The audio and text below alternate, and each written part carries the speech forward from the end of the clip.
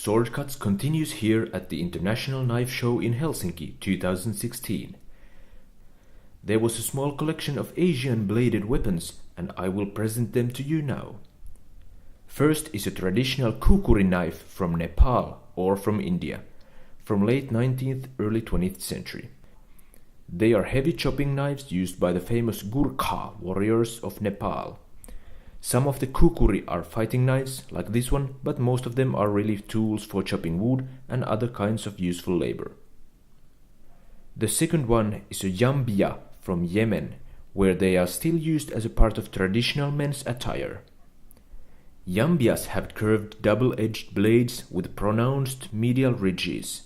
The hourglass-shaped handle has been traditionally made out of ivory or African rhino horn. Here are two other knives similar to the Yemeni yambia. This knife is from Oman, neighboring country to Yemen, where these knives also have a strong tradition. But actually Omanese yambias are called khanjars, despite what the plaque says.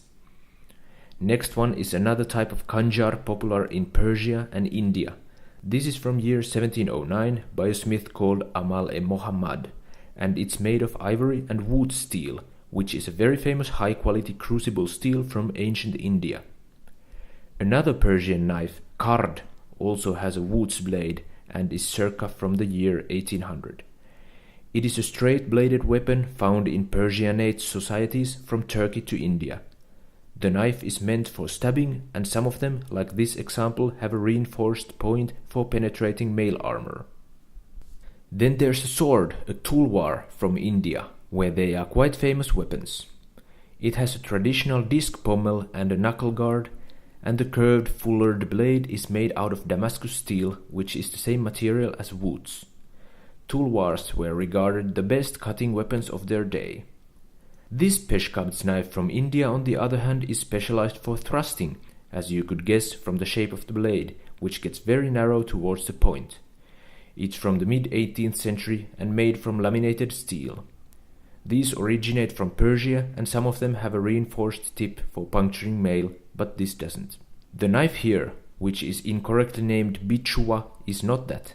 Instead, it's another type of weapon called zirah-buk, originating in Persia, and this example coming from India. And it's also not from the 9th, but the 19th century. The name zirah-buk means mail piercer, which along with a very thick diamond cross-section of the blade tells us its purpose. The blade is wood steel, like it often is on these knives.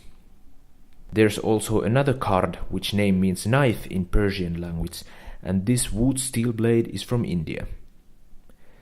Then there's the most famous of Indian daggers, katar. It has a horizontal hand grip, so it's a punching dagger, made from woods again.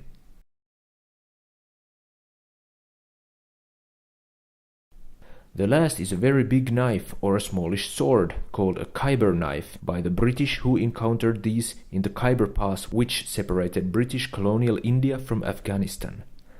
They are of the same shape as PESH-KABZ, though often less curved and of course bigger. They are called churra in Afghanistan, which means a knife. I still want to show you how small the grips are in these weapons.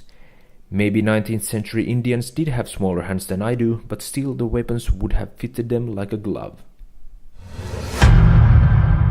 Thanks for watching. Please subscribe.